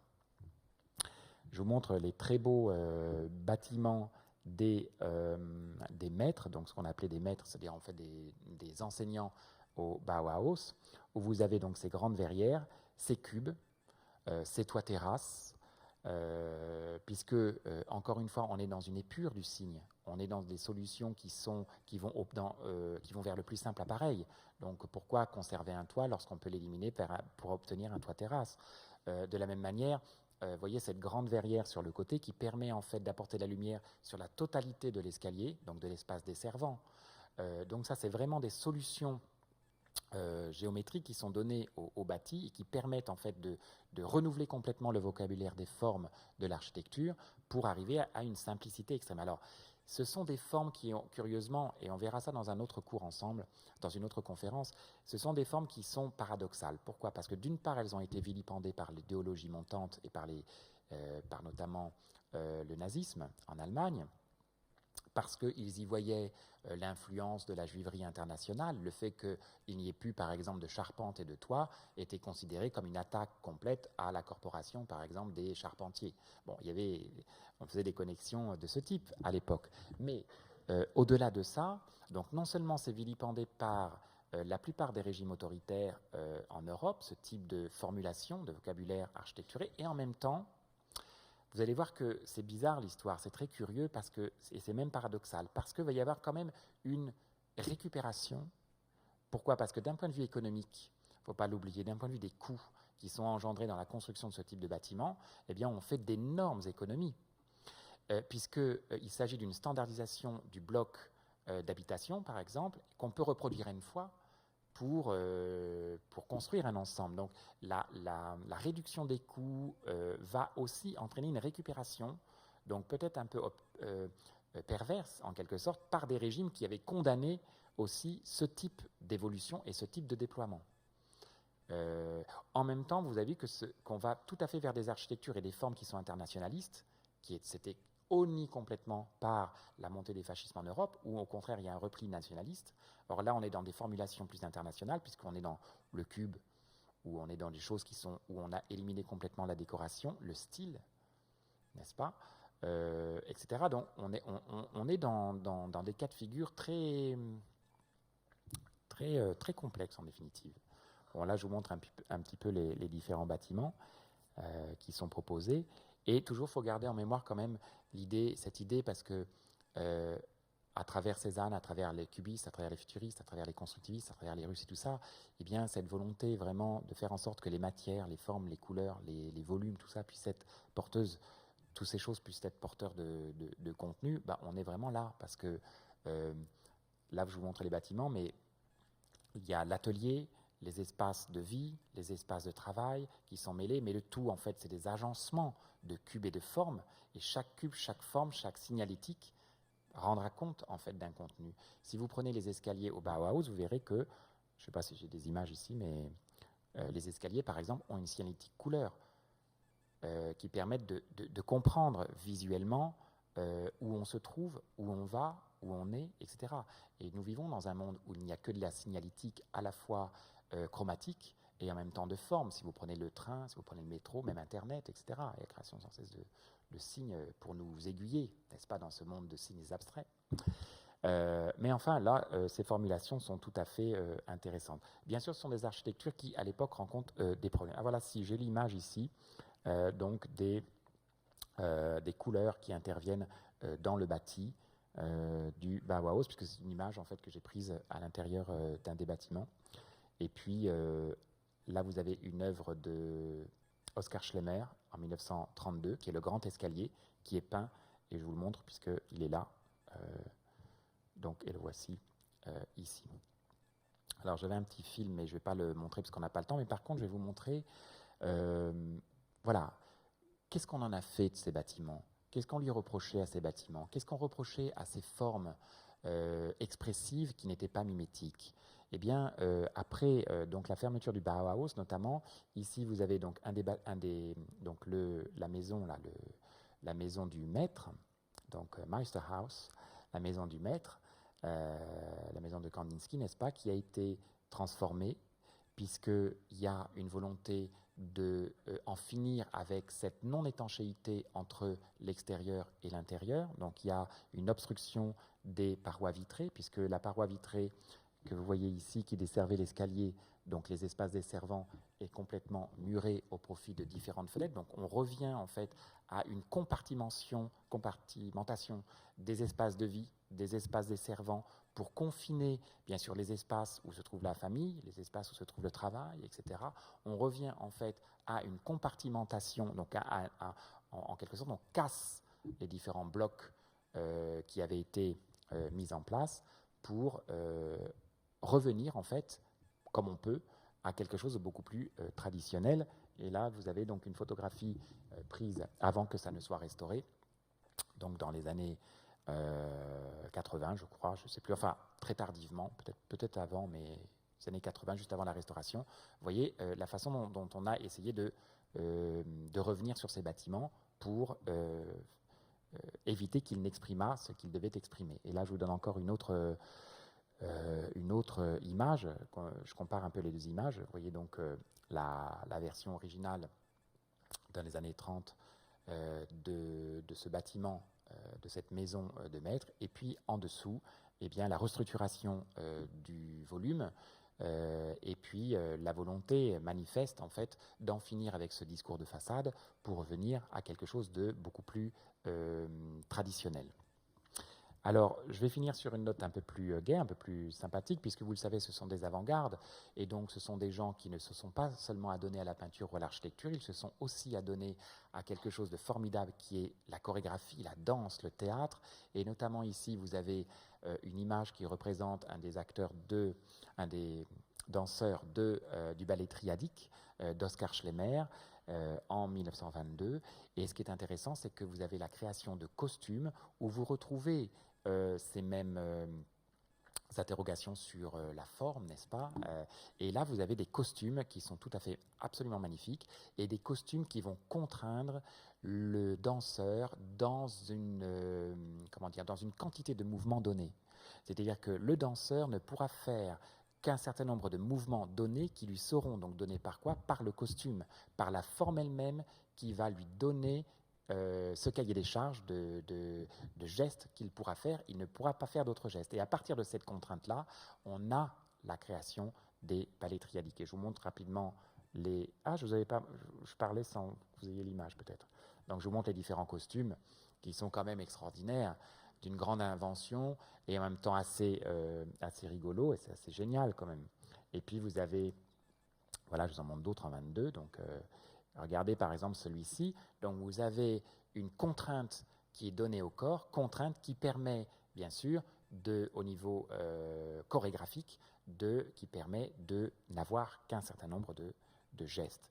Je termine sur le mobilier.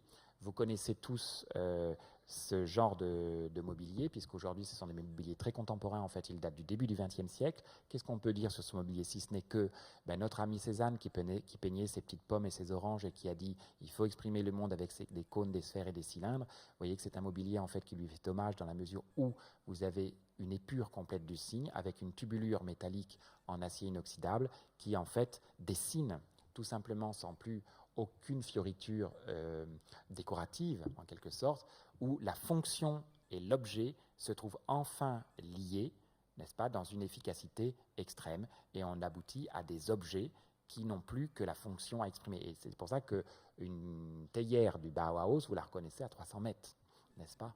Donc, parce que tout simplement, elle a une forme expressive.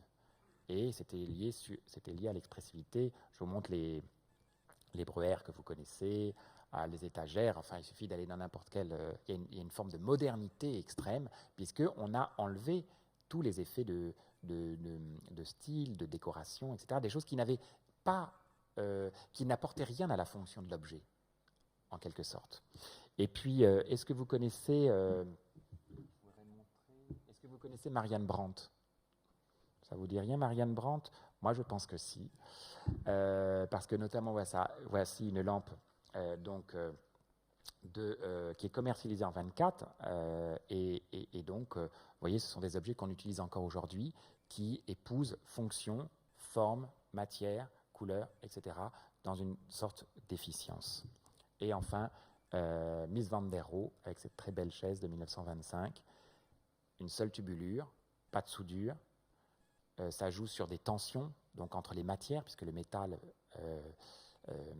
lorsqu'on s'assoit, n'est-ce pas, a une mémoire de forme, et donc permet à ce qu'on s'assoie, une tension, le canage, etc. Donc simplicité de matériaux, fonction, forme, chaise.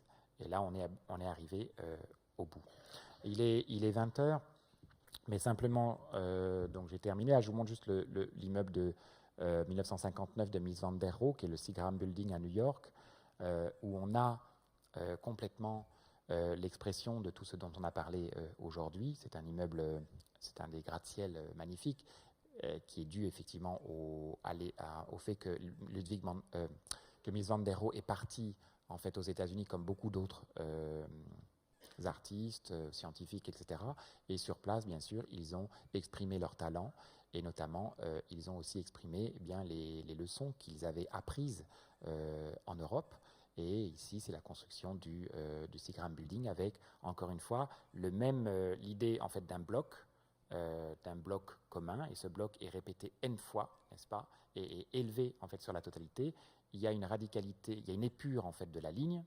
Il y a uniquement, vous voyez, les espaces desservants au rez-de-chaussée qui sont donnés par le fait que le building est mis sur pilotis, avec cette grande esplanade. Il aurait pu faire un building qui épouse complètement l'esplanade, pas du tout.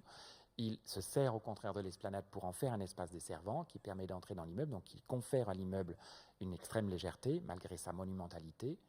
Donc vous voyez, il y a une sorte de recherche de cette efficacité. Le premier étage, en fait, est un module qu'il reproduit n fois sur la totalité de la hauteur.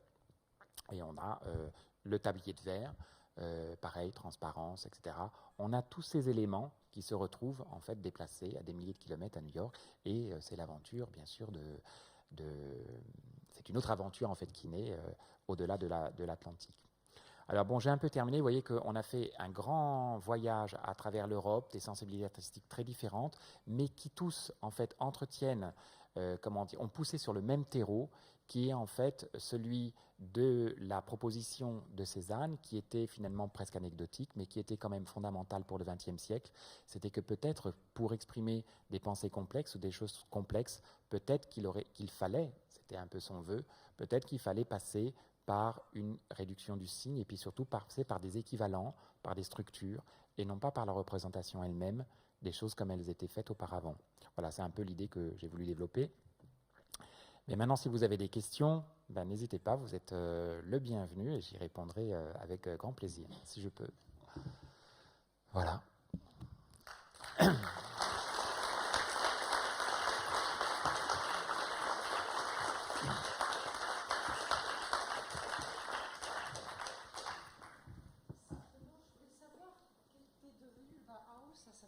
Jusqu'à sa rénovation, le bâtiment lui-même, il a été affecté qu'est devenu le bâtiment du Bauhaus après sa fermeture en 1933. Alors, il a été affecté à plusieurs activités, quand même, parce qu'un bâtiment, ça peut servir. Donc, il a été affecté à différentes activités. Il y a même eu une école élémentaire à un moment donné. Il avait été beaucoup démembré puisque au moment de sa restauration, on a retrouvé des modules métalliques qui avaient été utilisés par les gens du coin tout simplement pour faire des verrières, dans les jardins, etc. Les gens avaient besoin pour protéger leurs tomates. Bon, ils avaient pris des éléments donc ils ont quand même récupéré. Et puis, en ce qui concerne les affectations, c'était des affectations qui étaient purement utilitaires. Et puis, très rapidement, comme le bâtiment n'a pas été entretenu, il n'était plus même possible qu'il hébergeât d'autres activités. Donc, il avait été fermé, abandonné, et le temps l'avait beaucoup abîmé. Mais avec la réunification allemande, en fait, ils ont décidé, bien évidemment, comme c'était un élément très important de la modernité, d'y consacrer les moyens pour qu'on puisse aujourd'hui encore en profiter. En fait. Voilà.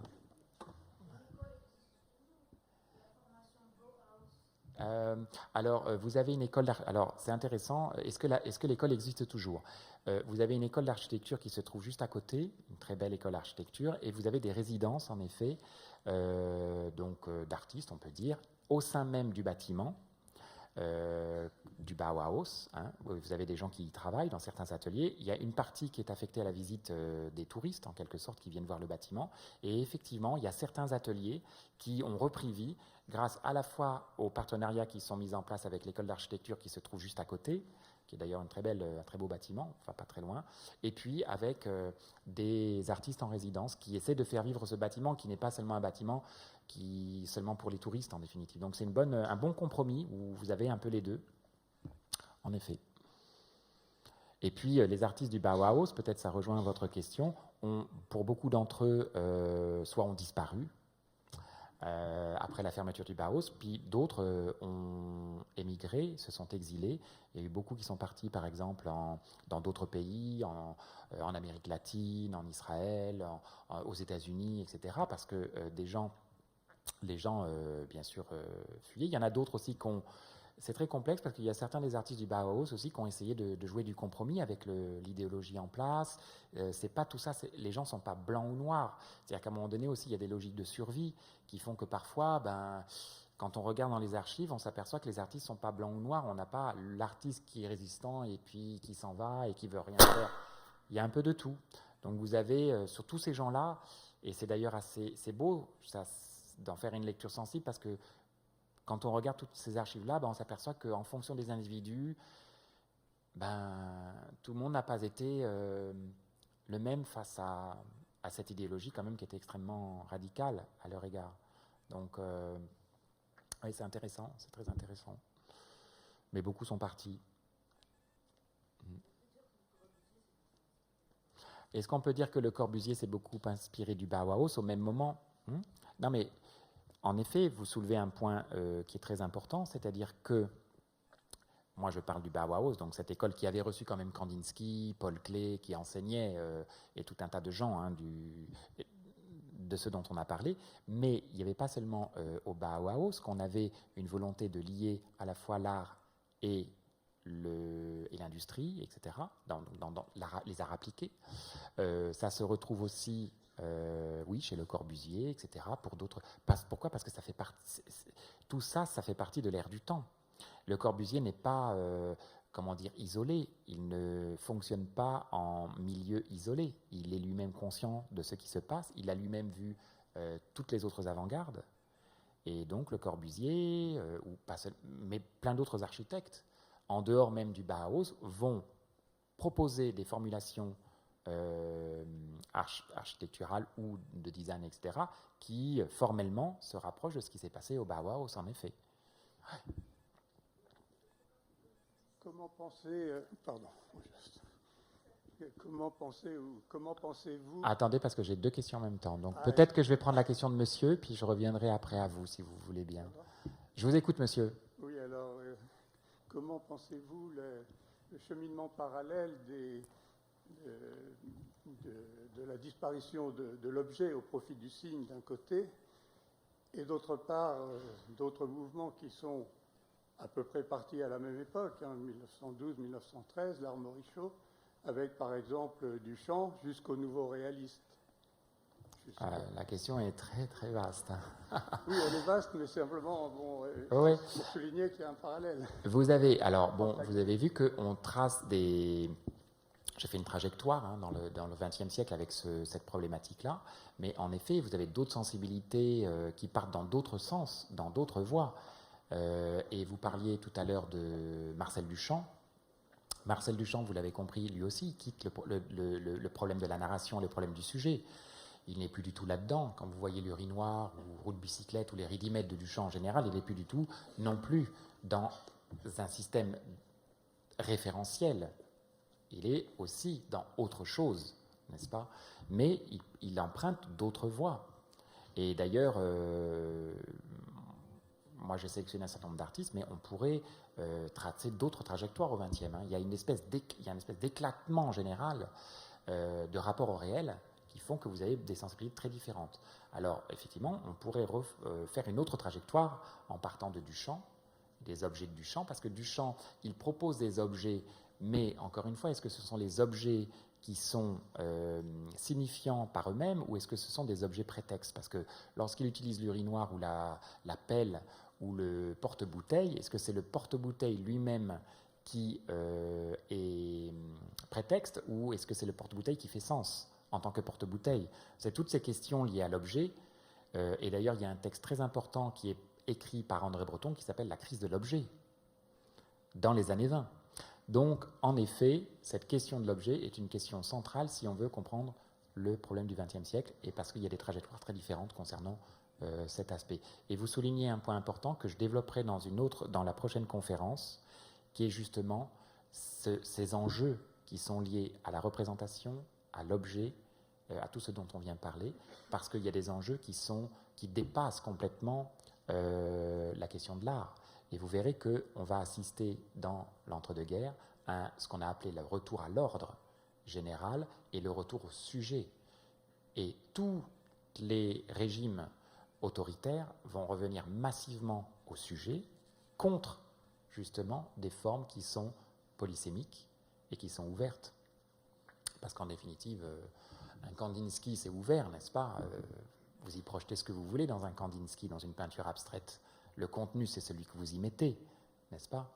Donc, cette grande liberté des images qui pouvait exprimer une pluralité de possibles va être défiée et mise au banc par, au contraire, des idéologies qui vont essayer de revenir massivement au sujet, parce que le sujet est lié à un cahier des charges qui vous dit, ben voilà, dans l'image, il y a ça, ça, ça, ça, ça, et il va falloir y souscrire. Et donc, on revient au modèle, à l'archétype, etc. Donc on verra ça dans la prochaine séance, mais vous avez raison, il y a des enjeux qui sont très forts là-dedans. Bon, je ne sais pas si j'ai répondu, mais... Oui, alors, On va vous donner le micro, vous allez pouvoir poser votre question dans le micro pour que tout le monde puisse en profiter. Je voudrais savoir les différentes sortes de cubisme, analytique, synthétique, les différences. Voilà. En fait. Alors auparavant, il y a très longtemps, on avait établi des catégories de cubisme où on parlait de cubisme précésanien, de cubisme synthétique, analytique, etc. Aujourd'hui, on s'est un peu éloigné de ces catégories parce que vous savez, dans l'atelier lui-même, en fait, quand les artistes travaillent, ils ne font pas une peinture après l'autre. Hein. La peinture à l'huile met tellement de temps à sécher, notamment qu'il faut bien produire. Donc, en fait, il ne faut pas imaginer que l'histoire est déterministe et que les artistes vont faire les œuvres les unes après les autres. Dans l'atelier, en fait, c'est un peu différent. Et j'allais dire que nous, on a bien sûr étalé ça dans le temps, mais par exemple en 1912, Picasso revient parfois à des formes antérieures de cubisme parce qu'il explore encore une fois des choses. Donc l'histoire qu'on a écrite pour comprendre ce qui se passait tout simplement, on a parlé de cubisme précésanien, on parlait dans les années 70 de cubisme précésanien, parce que voilà, ou de cubisme analytique. Pourquoi analytique? Parce qu'on avait tellement décomposé l'objet qu'on l'avait analysé sous toutes ses formes, sous toutes ses facettes. Et le cubisme synthétique, parce qu'on commençait à y mettre des éléments de la réalité. On y collait le papier peint, on collait le papier journal, on collait le machin. Parce que aussi, dans le papier collé, ce qui est intéressant, c'est qu'il y a la création d'une autre type de perspective. Quelle est cette perspective? C'est la perspective de superposition. À partir du moment où vous mettez une chose sur une autre, vous êtes dans une tridimensionnalité. Vous voyez, donc il y avait cette idée de créer aussi d'autres systèmes perçus. Bon. Mais dans l'atelier, ça se passe un peu différemment. Quand on fait la cuisine, parfois on fait le dessert avant de faire l'entrée parce que c'est plus simple. Vous voyez, c'est un peu comme ça dans l'atelier. Les artistes tâtonnaient, donc on a séparé les cubismes. Il faut savoir que dans la réalité, c'était pas tout à fait comme ça. Aujourd'hui, on parle moins. On parle souvent quand on fait des conférences ou des cours de ces cubismes différents parce que ça aide à la compréhension, tout simplement. Mais dans les faits, ce n'était pas tout à fait comme ça.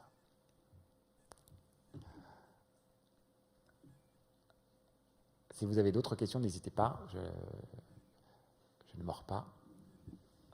En tout cas, sinon je vous donne rendez-vous pour la prochaine séance où on abordera tous ces enjeux de l'image que vous avez soulevés, monsieur, et notamment dans des régimes totalitaires, donc liés aux artistes qui ont souscrit par exemple au Troisième Reich, etc., et qui ont produit des formes et des images qui entrent dans un dialogue très étonnant avec toutes les formes qu'on a vues aujourd'hui.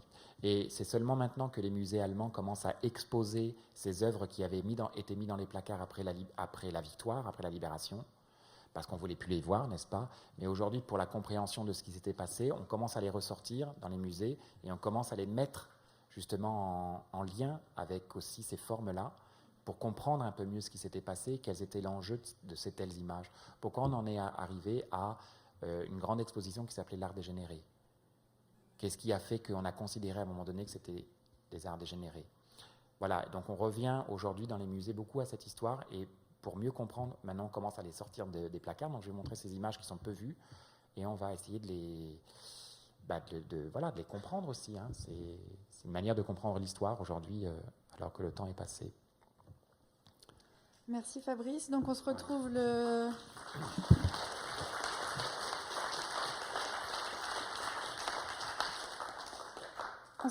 le 28 février pour les avant-gardes et le retour à l'ordre, et le mardi 14 mars pour Surréalisme, et le 16 février au Café des Images. Je vous remercie, bonne soirée.